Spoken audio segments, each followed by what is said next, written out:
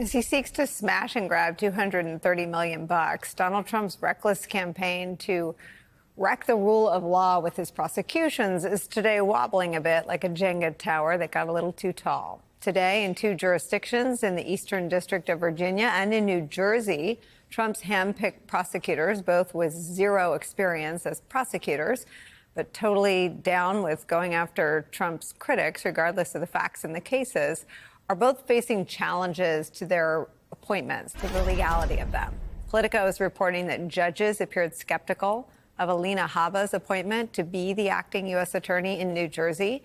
And whatever happens in Alina Habba's case could have an impact on a challenge to the appointment of Lindsay Halligan over in the Eastern District of Virginia.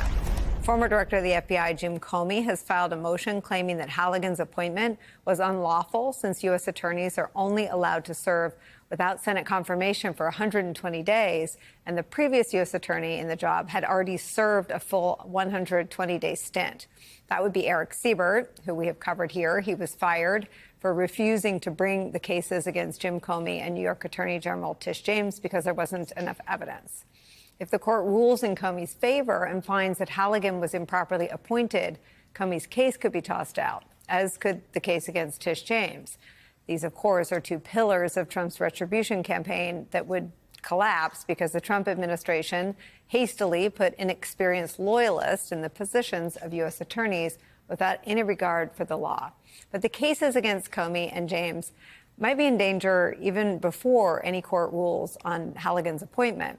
A reporter named Anna Bauer from the news outlet Lawfare is reporting that Halligan started a bizarre 33-hour text exchange with her on Signal. Bauer writes this, quote, "She initiated a conversation with me, a reporter she barely knew, to discuss an ongoing prosecution that she is personally handling.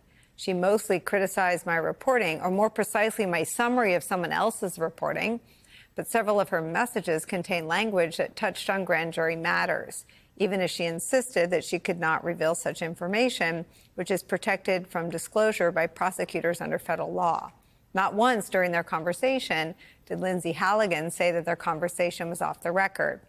Here's what happened when Bauer, the journalist, reached out for comment from the Justice Department. Quote, "Halligan texted me, quote, 'By the way, everything I ever sent you is off the record. You're not a journalist, so it's weird saying that, but just letting you know.'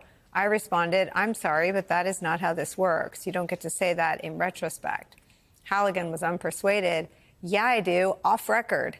I'm really sorry. I would have been happy to speak with you on an off-the-record basis had you asked,' I said, 'but you didn't ask. And I still haven't agreed to speak with you on that basis.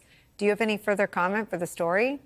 To my surprise, Halligan kept going. Quote, 'It's obvious the whole combo's off record.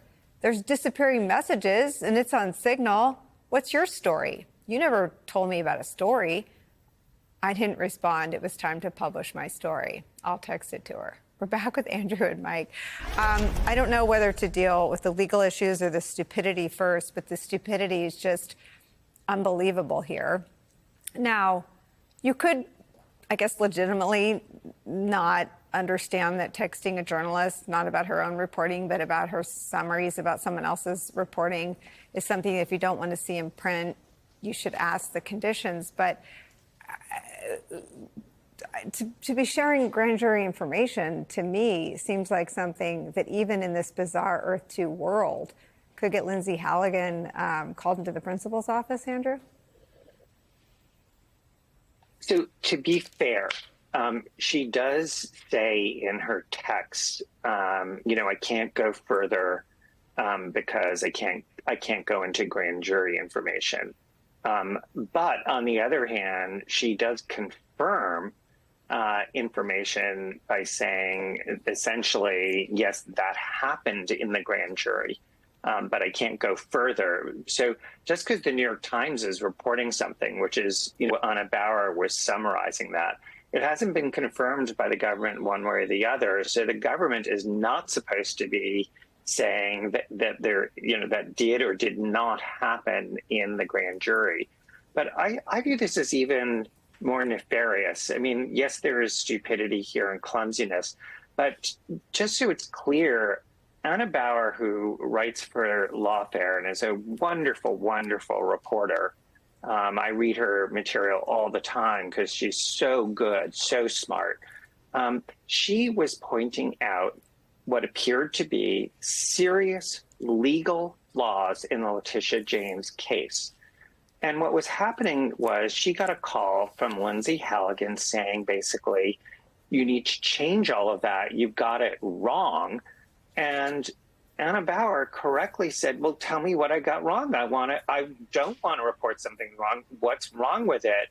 And Lindsay Halligan would say, just essentially change it. You're a bad reporter, but never said what was wrong with it. So, of course, Anna Bower wasn't going to change it. But there was this effort to basically get the press to be positive about something and sort of have a sort of, a threat. Remember, this is Lindsay Halligan, who was brought to what appear to be, in my view, sort of baseless lawsuits, calling a reporter saying, change it, you've got it wrong. But never revealing what exactly is wrong with it, just wants to have good press, which is very much like what Donald Trump was convicted of in Manhattan, which was getting the National Enquirer to kill, negative stories about Donald Trump and to plant fake stories about his opponents. And so this is sort of, she's learned from the master and what I see her doing with Anna Bower.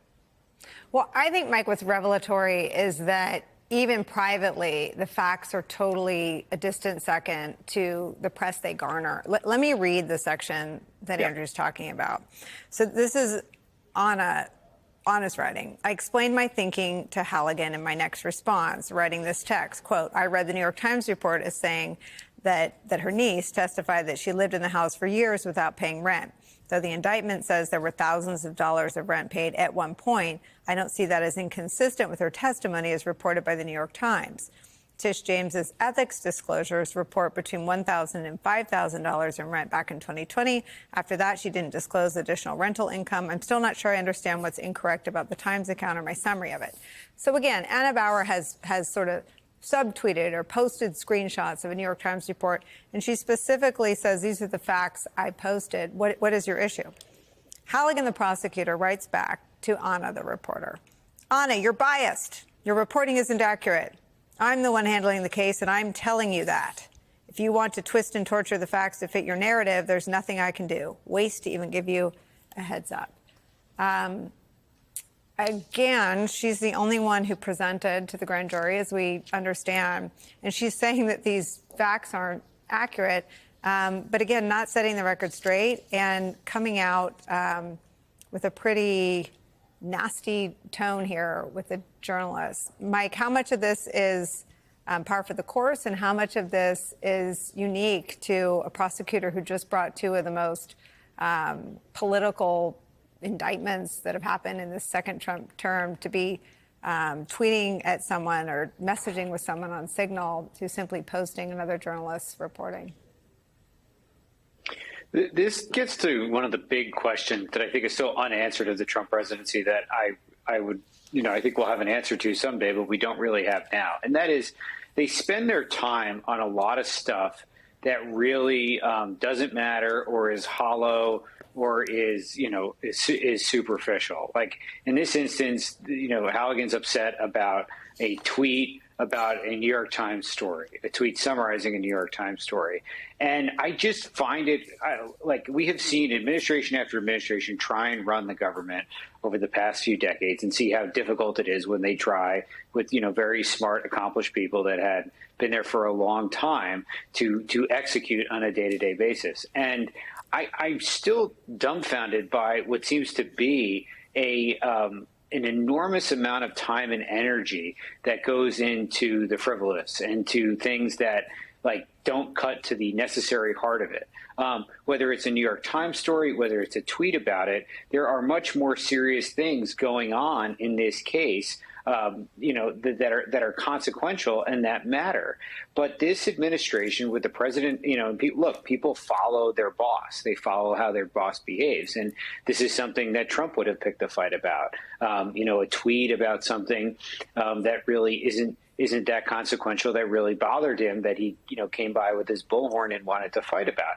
The thing I'm interested to see is that will this ever have any ramifications, outside of how Democrats view Trump? Obviously Democrats don't like anything Trump's doing. That hasn't changed. But is this obsession and the amount of time that they spend on retribution and litigating matters that don't necessarily cut to the heart of that or to the heart of their a larger traditional mission of an administration, does that ever come home to roost for them? Is that a risk? Are they really politically putting themselves out there by investing so much in things that at the end of the day, sure, may matter in a short blip, but in the larger scheme of things, are not that consequential?